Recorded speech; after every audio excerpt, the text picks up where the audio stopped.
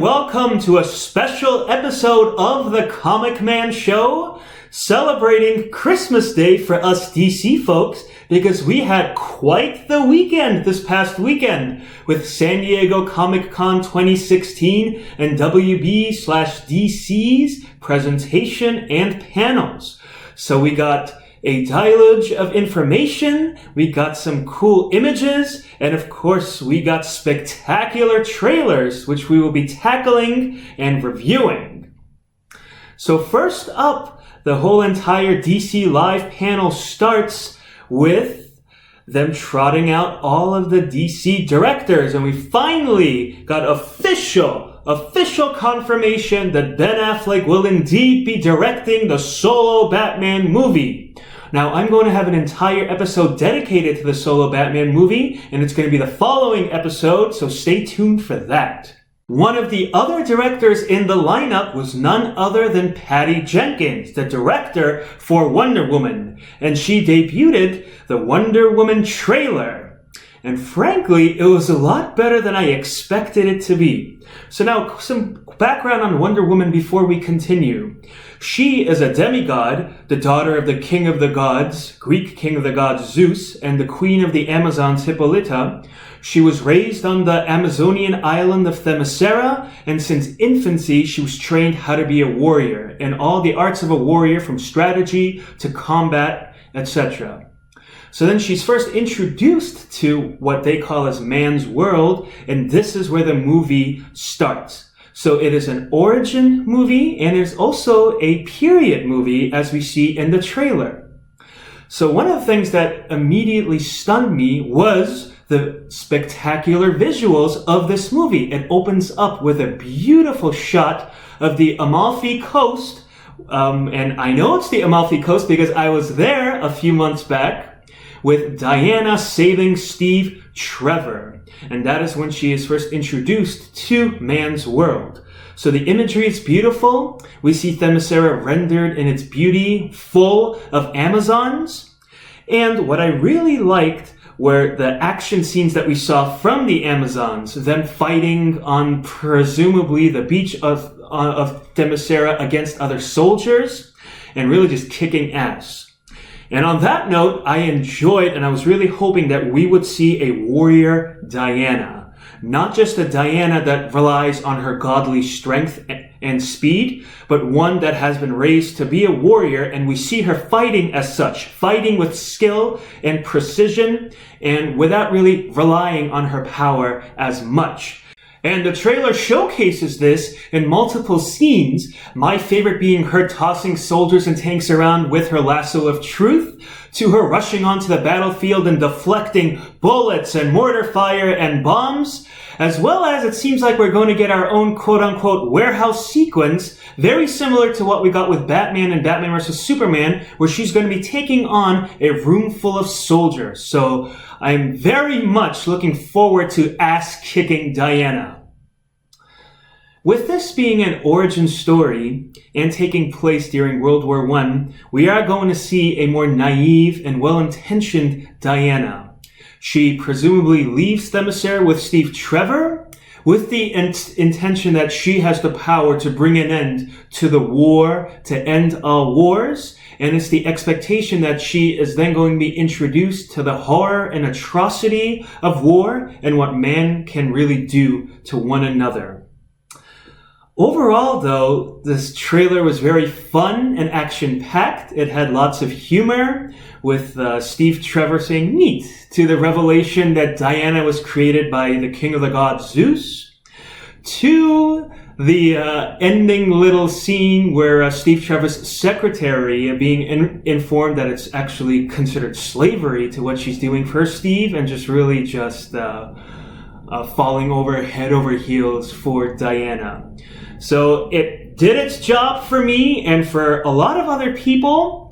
Visuals are stunning, it is bright, it is big, it is action-packed, it is fun, and it hyped me up and a lot of other people up. And yet, there's still that underlying gritty tone which is consistent with all of the DCEU movies thus far. Next up, we have the surprise of the weekend. Justice League. And we actually got some Justice League footage. And not just a little bit, but 2 minutes and 45 seconds to be exact. Now, I'm not sure if this was the right move by WB to show so much so early because the movie is still a year and a half away. I and a lot of the fans would have been satisfied with just getting the scene between Bruce and Barry Allen as well as the team photo. But they went above and beyond, and I'm not one to look at a gift horse in the mouth. So the message is clear here. They want to show that Justice League is far lighter in tone compared to Batman vs. Superman.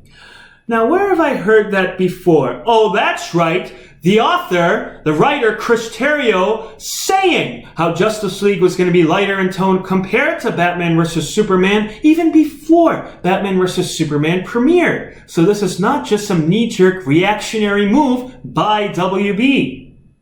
You know what I don't like that's lighter in tone? This nice new warm and fuzzy Bruce Wayne - Batman. This guy with stupid facial tics who is with the king of the one-liners now, who's going around and forming this team.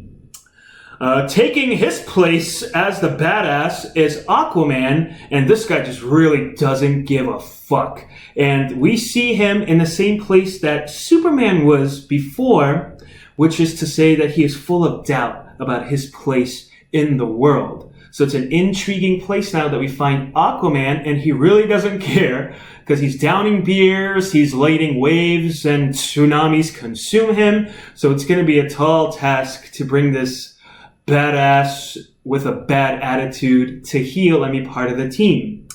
And you contrast that with a fun-loving and funny Flash, Barry Allen, and his dynamic and his reactions and his behavior with Bruce Wayne trying to interrogate him to find out like what his power is, to Barry Allen's funny retorts, and then finally with a great display of power when Bruce Wayne throws that batarang, Barry Allen is fast enough to A, get out of the way, B, to process what is happening, that a batarang got thrown at him, and that it is Bruce Wayne who is Batman. So he figures all that out, and he still has time to grab the batarang out of thin air. And it was a great dichotomy between how difficult it is for Bruce to recruit Aquaman to how easy it was for him to recruit the Flash. We also get to see a little bit of Cyborg, and we see him like stoic and serious. Both in his human form and in his cyborg form. In his human form, I hypothesize that it's because he's thinking about his troubles with his father, because this cyborg, Vic Stone, in the comics really has some daddy issues. And then, of course, as a cyborg, where he's really trying to adjust to his new way of life. Diana, Wonder Woman, seems the same. And I really like this new dynamic between her and Bruce Wayne. They're more comfortable with one another. Bruce Wayne has his guard down with her now. They're sort of joking around with one another. And yet, there's still that gritty undertone. This trailer, yes, it wanted to showcase some more of its lighter side, but it still has that grittiness and more that serious tone to it. And we see that in the first opening 20 seconds. So to go along with the trailer, we get the first official team photo of the Justice League. And I have to tell you, this thing is majestic. I have plastered it all over my computer and phone screens, and I get lost in it every time that I look at it. It is that beautiful. It is that epic. So some notes. Superman looks more wiser, older, more experienced, and he has a smile on his face, so that should satiate some of you critics. Then we have Wonder Woman, who hasn't changed, still looks beautiful and badass. And then I swear they're really trying to get me pissed off, like at this movie, over their treatment of Batman. First they're turning him into the warm and fuzzy Batman, and now they're messing with his suit. He looked so badass in Batman vs. Superman, and now, like, they're taking the more comic-inspired black and gray and replacing it with black and dark gray, I guess, and giving it more of that armored undertones and armor plating. I really hope that this is just the way that it looks in the picture, but thankfully, our Bruce Wayne can still fill the suit and still look intimidating.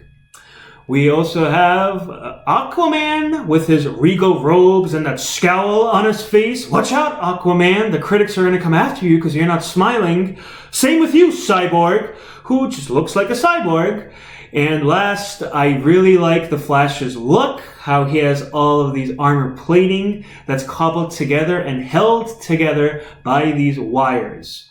So a great team photo. So we also had a Suicide Squad trailer released, and WB is coming very close to showing too much on the verge of the premiere of Suicide Squad. They also released a bunch of clips, which all looked great. And I'm not really going to review them here. You can check my hype episode for Suicide Squad to see my true feelings on the movie, as well as to get some background for yourself. But I will say this. Everything I've seen of Suicide Squad leads me to believe that this movie is going to perfectly capture the essence of DC Comics, and I am very much in anticipation and excited to see this movie. Finally, I also just want to address how it seems like we are getting totally different experiences with all of these DCEU movies, and how it's a different experience with each movie. With Man of Steel, we got this first encounter sci-fi movie. With Batman vs. Superman, this mythic, operatic, dark tone tragedy. With Suicide Squad, we are going to be getting this street level, gritty ensemble piece about supervillains. With Wonder Woman, we are getting an origin and a period piece of a demigod that's going to be fun and action-packed and bright. And with Justice League, we are going to be getting this magnificent 7 type with Bruce Wayne going and assembling a team to fight this evil threat in this fun and lighter, yet actually more balanced, toned movie.